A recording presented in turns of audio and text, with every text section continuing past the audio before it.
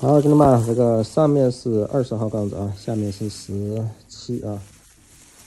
最下面呢平卷啊，然后这个地方竖着卷的啊，让它有点波浪。这里也是竖着卷啊，中间竖着卷啊，上面平卷高角度，下面低角度啊，平着卷啊。好，兄弟们，这个头发就烫好了啊，看一下啊，根儿里面也起来了啊，至少起来了1到2厘米。然后梳一梳啊，看一下弹性跟发质啊，没有受到一点点伤害，越烫越健康。